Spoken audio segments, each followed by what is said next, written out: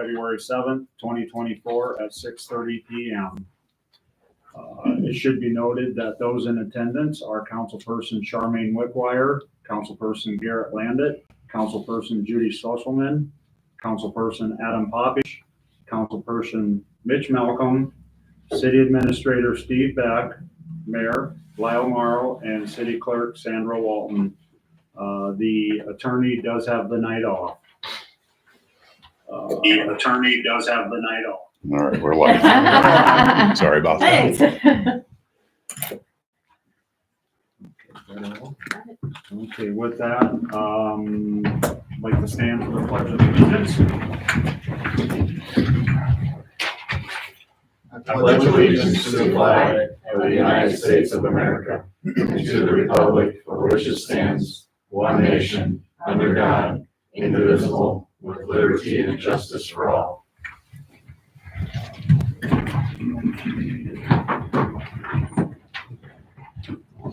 I would like to remind everybody and all in attendance, including the council and staff, to please shut off your cell phones or put them on the mute mode. With that, right off the bat, I'll let everybody know that item number 9 is tabled.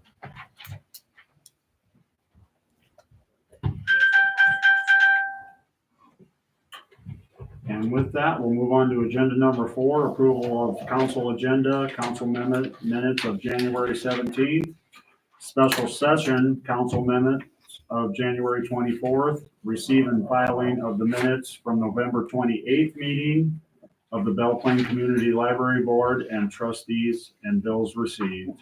Any questions or concerns on those?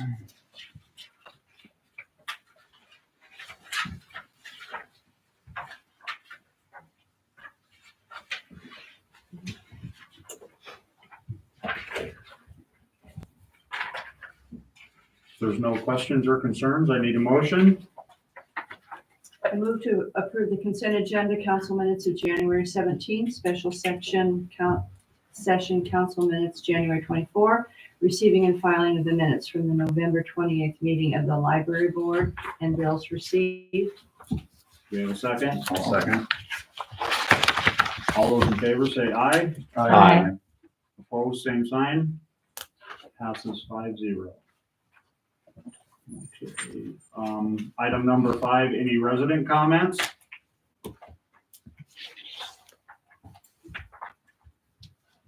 All right, no comments there. Okay, item number 6, discuss for possible approval of a business incentive grant, commercial interior and area acquisition assistant grant for Heather Isaac, the Hanson Building at 807 12th Street in Belle Plaine, Iowa.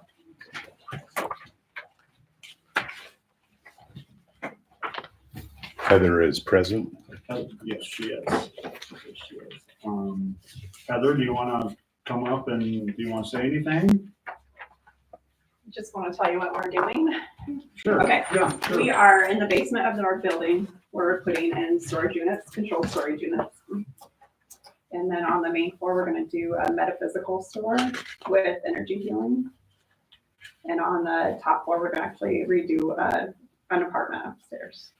Just one, is it? Yeah, one apartment. Yep.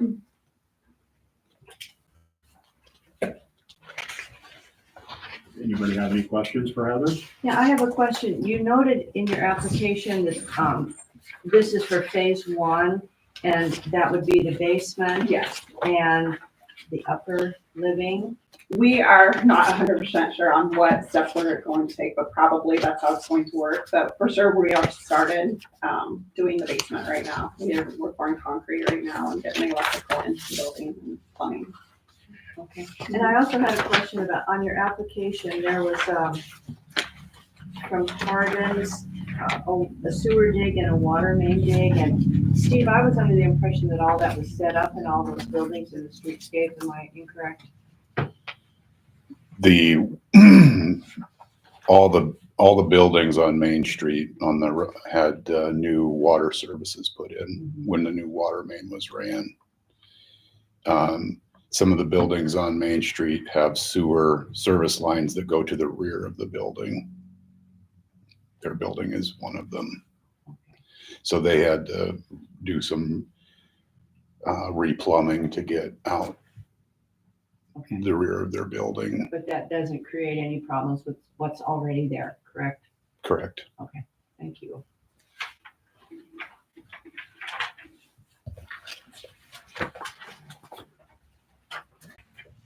Any other questions for Heather? Welcome to town. Thank you. Yes, exactly. Thank you, Heather. Thank you.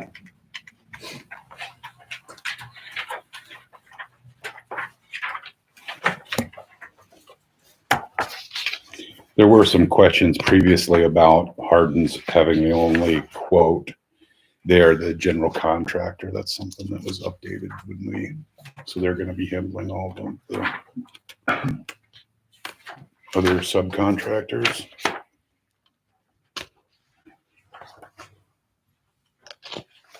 And you mentioned you already had your funding secured, correct? For the project.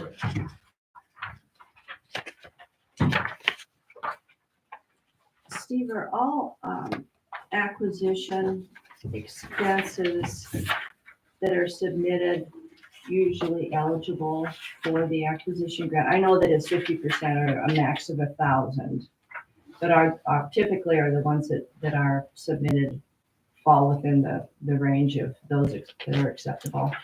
Do you have an example of what you mean by Well, that? I was noticing on the one, there's a $900 loan prep fee, which could be considered closing fees, and that is eligible under the guidelines, is closing fees. And that would be the next. Oh, yes, that's on this copy, that was misplaced in our packet. It's behind the police Right. vehicle quotes. It's right in front of the quotes. Yes, I'm sorry, in front of the quotes, yep, other side. Looks like this. I'll get caught up here.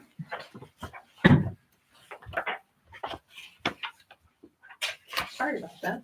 It's okay. I can- And you're referring to the $900? Right. Which could be considered possibly as a closing fee. That's my understanding, and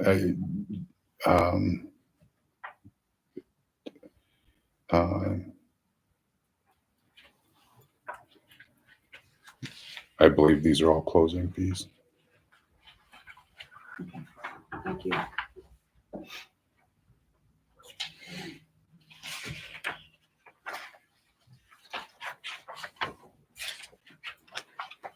If there's no more questions, we need a motion. I make a motion to approve a business incentive grant for Heather Isaac Hanson Building at 807 12th Street. You have a second? I'll second. All those in favor? Aye. Aye. Opposed, same sign? This is 5-2. Is it for the amount of, No, it's this right here. We did. yeah, these are the, Who was that? So- Char. Okay. for the amounts that Sandy had listed? 850 and 4,500. Yeah, she was questioning the acquisition, whether this is actually a fee that would not qualify. But I think we're going to make a big deal about it. Yeah, I just wanted to confirm everybody was cool with the amounts that Sandy had listed on that page there, Mitch. Acquisition and interior, Yeah, but it's a maximum of 1,000, yeah. Yeah, correct? correct. Yeah. But the 850 would be half of the total expense that she has here. Because it's 17, I believe. Yep. So that would be half. Right. I'm good with 850 and 45. All right, thank you. All right. Item number 7, discuss for possible approval of a business incentive grant, area acquisition assistance grant. Oh, excuse me. We already did- No, I'm right. Number 7. You're going. For Heather and Russell Hennis for the Regal Fertility at 806 12th Street in Belle Plaine, Iowa. Geez, I thought I was repeating myself. We got some businesses. It's fun I to know, be able it's to good. do this. Yeah,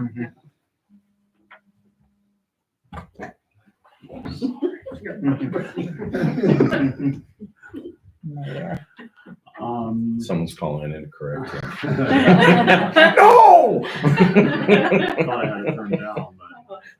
I thought I had mine turned down too, and then all of a sudden it Once again, any questions for Heather or Russell? they are not present. They are in the process of getting quotes and putting together their full grant, but they wanted to, because they bought the building, they didn't want to miss out on the opportunity to get the acquisition grant. So they wanted just to kind of submit this and give you guys an introduction into what they're up to and what they want to do, and request the acquisition grant. So out of 1,000, they're wanting 739.50.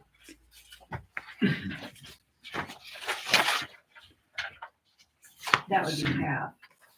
Yeah.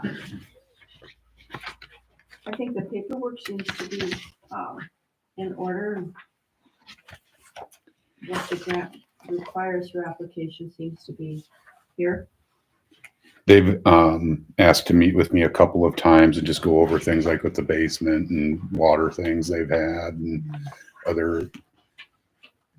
They've been really communicative, and so I think they're going to fit in nicely downtown.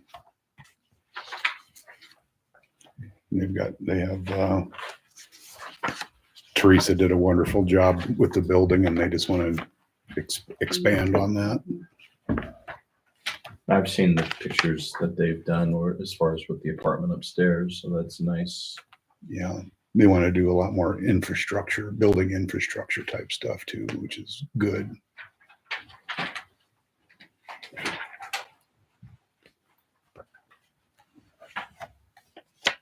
Any other questions?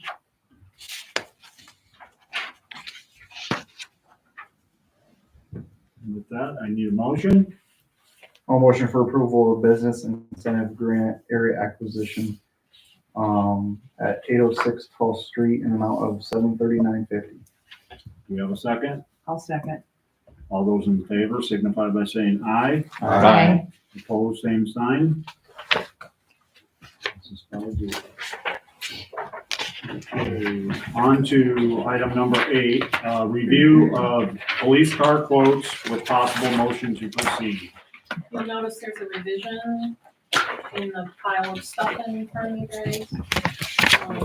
Chris got a couple more bids in that we just added to it, and Tahoe from Tice and a newer model from Stivers.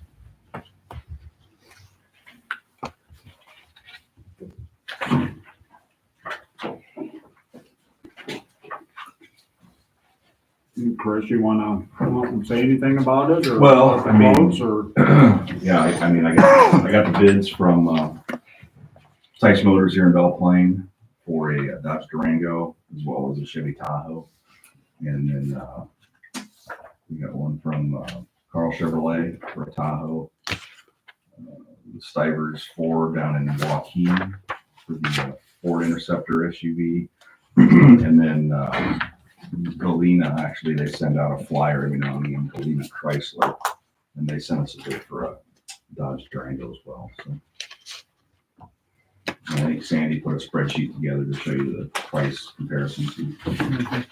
So Tice was the only one that offered as far as a trade-in on the current. I didn't solicit a trade-in on the Okay. truck. They just threw it in there because they had it down there in their shop. Right. So they put it together.